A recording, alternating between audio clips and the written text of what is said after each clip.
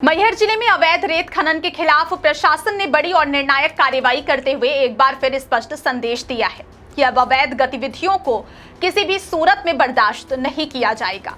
क्या आपके बोरवेल में बार बार पानी की समस्या हो रही है? 30 किलो के लोकल पाइप दे रहे हैं धोखा, बार बार टूटते हैं और खर्च बढ़ाते हैं? तो अब भरोसा कीजिए न्यूट्रॉन केसिंग पाइप पर, एक्स्ट्रा मजबूत लंबी उम्र के साथ। अब बाजार में मिलने वाले 30 किलो के पाइप को करें बाय बाय और आज ही लगवाएं neutron 40 kg borewell casing pipe. यह कार्रवाई कलेक्टर विदिशा मुखर्जी के सख्त निर्देशों और लगातार निगरानी के परिणाम स्वरूप सामने आई है, जिन्होंने जिले में लंबे समय से सक्रिय रेत माफियाओं के खिलाफ कठोर रुख अपनाते हुए प्रशासनिक अमले को खुली छूट दी थी। प्राप्त जानकारी के अनुसार मैहर जिले के कुबरी सोनघड़ियाल क्षेत्र सहित कई संवेदनशील इलाकों में पिछले काफी समय से अवैध रूप से रेत खनन का कारोबार धड़ल्ले से चल रहा था, जिससे न केवल राजस्व की भारी क्षति हो रही थी बल्कि पर्यावरण और नदियों की प्राकृतिक संरचना पर भी गंभीर असर पड़ रहा था।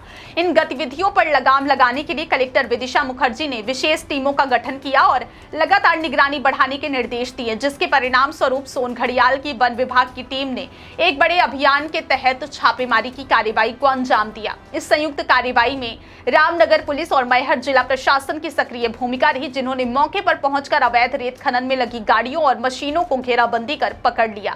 कार्रवाई के दौरान रेत से भरी कुल 9 गाड़ियों को जब्त किया गया, जिससे माफिया नेटवर्क में हड़कंप मच गया। बताया जा रहा है कि ये माफिया लंबे समय से संगठित तरीके से नदियों से रेत निकालकर उसे अवैध रूप से विभिन्न स्थानों पर सप्लाई कर रहे थे और स्थानीय स्तर पर कई प्रभावशाली नेटवर्क भी इनके साथ जुड़े हुए थे।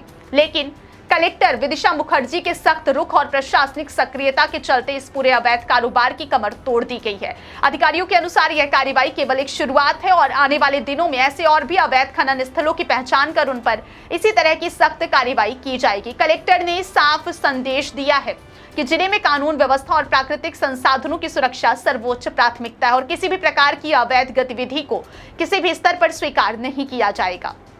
इस कार्रवाई के बाद स्थानीय लोगों में भी प्रशासन के प्रति भरोसा बढ़ा और उन्होंने उम्मीद जताई है कि अब नदियों का अवैध दोहन रुकेगा और पर्यावरण संरक्षण को मजबूती मिलेगी।